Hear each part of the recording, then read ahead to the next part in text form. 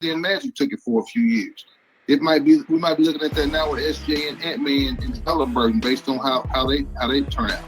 And maybe with Luka still in the mix and with Jokic, you know. Right. But we just gotta let the talent speak for itself, and let's not forget about winning. I think we can also get back to focusing on winning and not focusing so much on individual stats. Winning defense and scoring.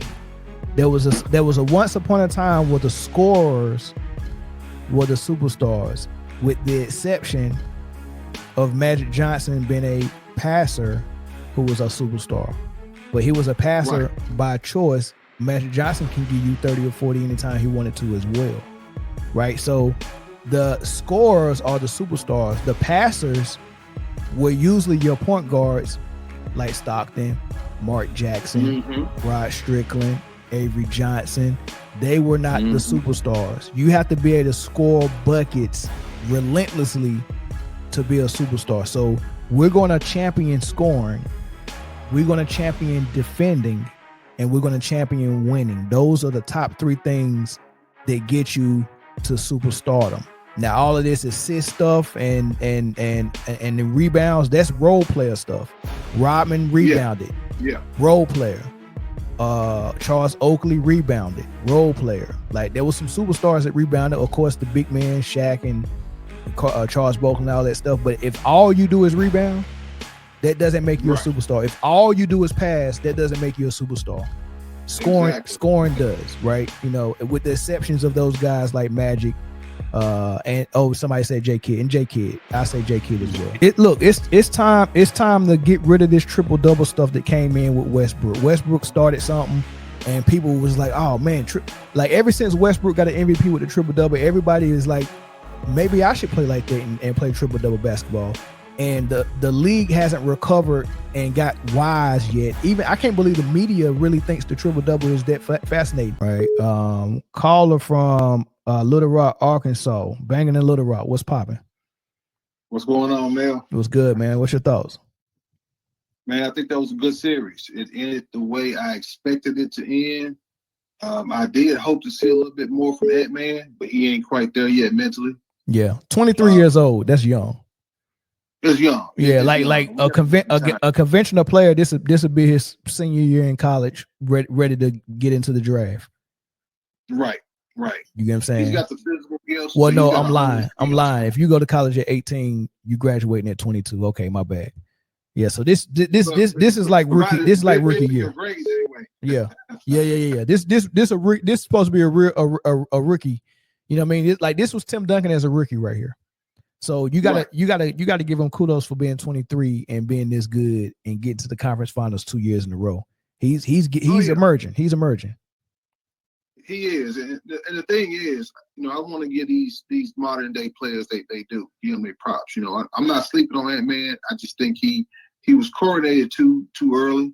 You know, you listen to Stephen A. Smith and all these guys, they want to make him the next Michael Jordan. Michael Jordan point two, not 2.0, point two. Michael Jordan point two. Yeah. Right, because he ain't got a full one yet. Yeah, no. The thing is, I think he's got some flashes of MJ's game because of his athleticism, and it's exciting to see. I like the fact that he's tenacious and he seems to not shy away from the moment. I just don't think he recognizes how to take over a game yet. And again, it's all youth. It's all growing pains. I got to give a young brother props. I just wish he would have showed up a little bit more, been a little bit more selfish, took a few more shots. And he's got to learn he needs somebody to talk to him and teach him how to work a mic and how to do an interview. Because when they lost, was that game 3 when they lost? And he came out and said, I didn't struggle. I just didn't get enough shots up. I'm like, dude, that's the very definition of struggling, my brother. Bro, crazy. You know, think about what you're saying. Yeah, and he said he made the right play every time. Right, and that reminded me so much of LeBron James. I'm like, you can see that's the one thing, and I don't want to talk about him too much because we're talking about, you know, the Thunder and the Timberwolves, but that's the one thing LeBron has left on the league today, and that is excuses, lack of awareness, and then on the court he left a bunch of flopping. So, you know, and this is going to upset some LeBron fans, but you know, You can't be a GOAT if you don't leave the game better than you found it. If you're not so dominant that they have to change the rules to contain you, or you're not so dominant that other people try to emulate your play, then you haven't done anything to advance the game. You're not a GOAT. I mean, he definitely got some copycats though. Luka is copying his play. Yeah. Luka flops all over the place too. Well, not the flopping. I'm just talking about not being a point guard, but playing point guard for your team, being ball dominant. Play. Yeah. High screen and roll, get downhill or shoot a step back three. Like that's the LeBron game. Luka do it a little bit different. Yeah, Harden did it a little bit different. Westbrook did it a little bit different, but it's basically the same LeBron thing. It's the same thing. Yeah. And what's confusing these new fans, these novices, is the fact that they think that, individual scoring and triple doubles and double doubles is what makes you a great player. They forget you play the game to win. Let's take it back to basics. You play to win. It's great to get a triple double, a double double, and all this other stuff. It's great to get 50 points, but if it's in the service of winning, it's great. If you're doing all that and your team loses and you watching the playoffs and B does with everybody else, then what's the point in all of that? Yeah. I'm with you on that. But I really love the way OKC play, man. That defense, I'm excited to see them in the Pacers. I think Halliburton's been slept on. I think he's another up-and-coming star. Again, I can't make these guys superstars yet, but I do think they got bright futures. And I think what the league needs to do with this generation of players, they don't need to appoint anyone the chosen one like they did LeBron. He's the chosen one. The league handpicked him. So when they handpicked him, they kind of sealed their fate. They weren't going to go back on their pick because that would make them look stupid. So by hook or crook, they had to make sure he succeeded in some fashion. Correct. What the league needs to do is to fall back, let the talent speak for itself, let the personality speak for themselves, and let the people choose who they like and who they want to champion. It'll just naturally fall into place. It might be one guy. It might be by committee. It might be several guys. Kind of like when Bird and Magic, you had East Coast, West Coast, but you had two guys that carried the league. It wasn't just one guy doing that era. Right. Bird took it for a couple of years, a few years, then Magic took it for a few years. We might be looking at that now with SGA and Ant-Man and Halliburton based on how they turn out. And maybe with Luka still in the mix and with Jokic, Right. We just gotta let the talent speak for itself, and let's not forget about winning. I think we can also get back to focusing on winning and not focusing so much on individual stats. Winning, defense, and scoring. There was a once upon a time where the scorers were the superstars, with the exception of Magic Johnson being a passer who was a superstar. But he was a passer by choice. Magic Johnson can give you 30 or 40 anytime he wanted to as well, right? So the scorers are the superstars. The passers were usually your point guards like Stockton, Mark Jackson, Rod Strickland, Avery Johnson. They were not the superstars. You have to be able to score buckets relentlessly to be a superstar. So we're going to champion scoring. We're going to champion defending, and we're going to champion winning. Those are the top three things that get you to superstardom. Now, all of this assist stuff and the rebounds, that's role player stuff. Rodman rebounded. Yeah. Role player. Charles Oakley rebounded. Role player. Like there was some superstars that rebounded. Of course, the big man, Shaq and Charles Barkley and all that stuff. But if all you do is rebound, that doesn't make you a superstar. If all you do is pass, that doesn't make you a superstar. Scoring does, right? With the exceptions of those guys like Magic, and somebody said J Kidd, and J Kidd. I say J Kidd as well. And J Kidd and Magic had a reason to be assistants. They were point guards, true point guards. Correct. So they were looking to get other people open and create for other people. They weren't necessarily looking to score first. They were a pass first, score second type player. Yeah. But like you said, on any given night, if they're called up on to do it, they can give you 25, 30 points easy. It's time to get rid of this triple-double stuff that came in with Westbrook. Westbrook started something, and people was like, oh, man. Like, ever since Westbrook got an MVP with the triple-double, everybody is like, maybe I should play like that and play triple-double basketball.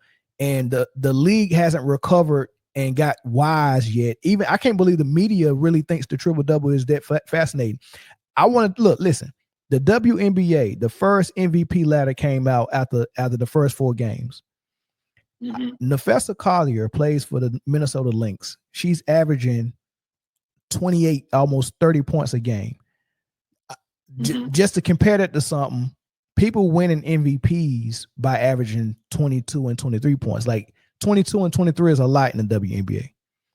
Nafessa Collier is averaging 30, and her team is 4-0, and she's one of the top defenders, blocks as well, right? So she defends. She's leading her team. She's leading the league in scoring with 30, and they're 4-0. She ain't even the top person on the MVP ladder. It was Caitlin Clark, who averages 16 points and like 6 rebounds and like 6 assists, but that's close to a triple-double. And they're 2-2. They done lost 2 games. They playing 500 basketball. 500 and she was the leader for the MVP on the first ladder that came out, all because she's almost averaging a triple-double. Yep. And I'll give her one other thing that's in her favor too. She was popular coming out of college, and she had a following, and she's the great white hope in women's basketball. Bro, she was in the MVP race last year, and people was arguing that she should get it because of her popularity. And her team was below 500 before they went on a run toward the end to make the playoffs. That was playing horrible basketball. I was like, how y'all got her in the MVP race? Yeah, I feel like if your team is not in contention, you can't be in a contention for anything. Right? Yeah, you can't be in winning has to trump everything. And then the last thing I say before I let you go, Paige Bucher is playing for well, first of all, Caitlin Clark in her first 3 games had 21 turnovers. That's an average of 7 turnovers a game. She had 21 turnovers in the first game and 17 assists. But they won't talk about that. They won't talk about that. Paige Bucher has 20 assists in her first 3 games and only 7 turnovers. And now she's figuring it out. And guess what's the difference between her and how she came in the league? She came in the league respectful. She didn't, and it's not Caitlin Clark's fault. It was her fan base that was saying she's the savior for the league. She's already the best player in the league.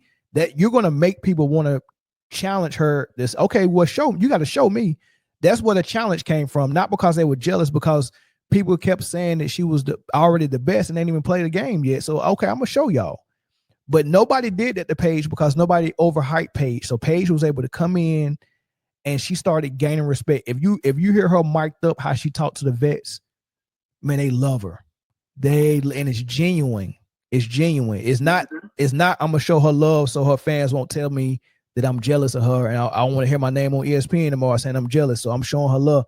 They actually literally love Paige. Even the referee, just listen to her mic'd up.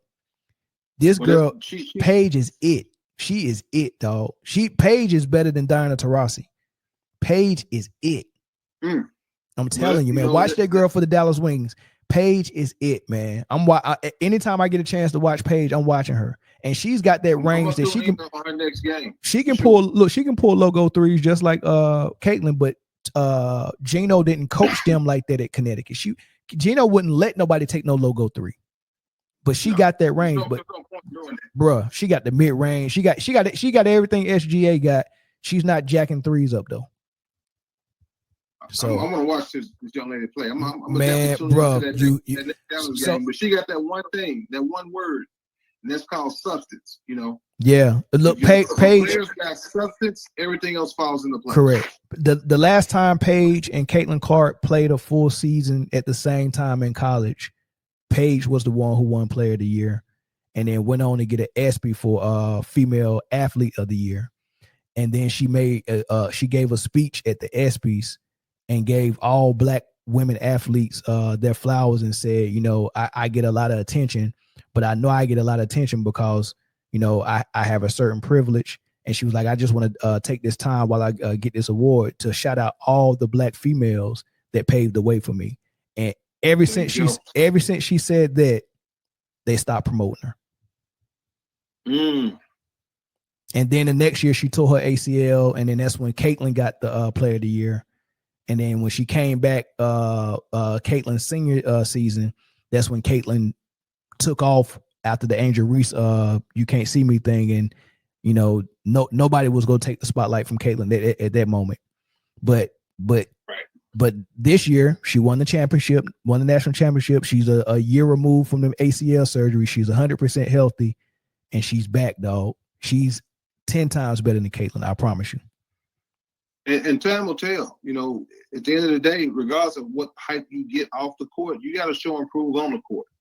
And as people start watching the game and they see these other people come at you and giving you the business, they're gonna be like, "Well, I thought you was the best, but look like this other young lady, this other person over here is willing and dealing on the court, and you just kind of struggling."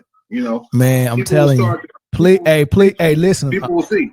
After the finals this year with the NBA, please tune into the WNBA. I'm telling you, Paige is like that. It's another freshman, not a freshman. It's another rookie. There's a big girl. I think she's number 44.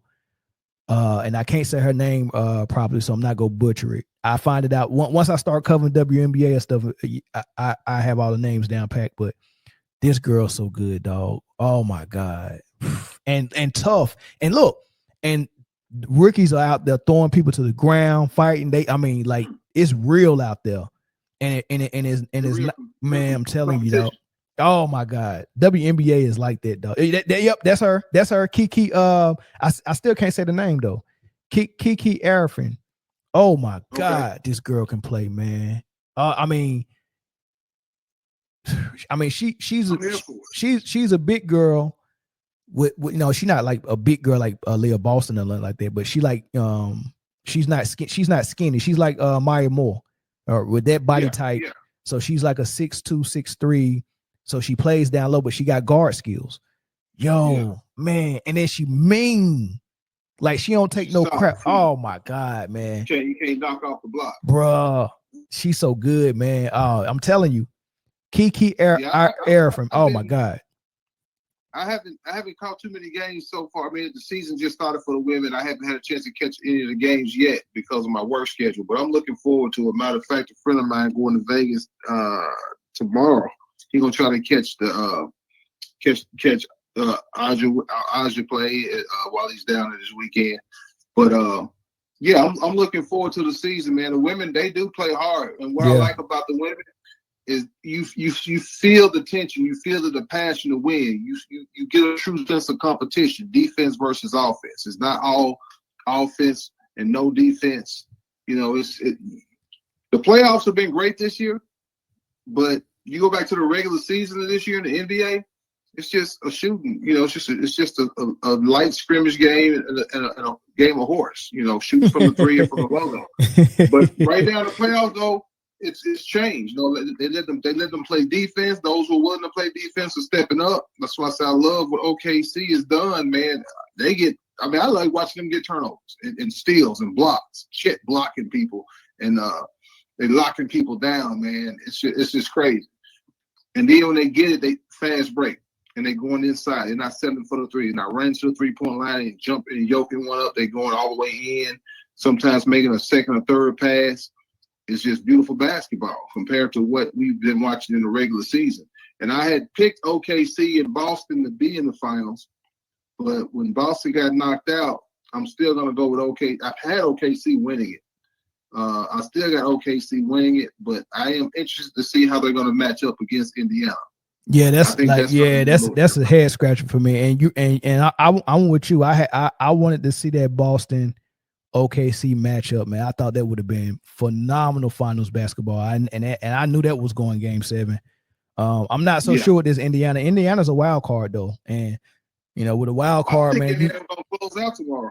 You listen. You got for OKC. You might come in being the Vegas favorites, but you have to have the appropriate level of fear for Indiana. I'm not saying fear them like be shaking in your boots, but the appropriate level of fear enough to take them serious. Like you have to be scared of something they can do, and understand that they can get a win, just as well as any other team can get a win against you. So they can't go in there buying their own hype and smelling their britches. They can't do it. They can't. Yeah, they can't.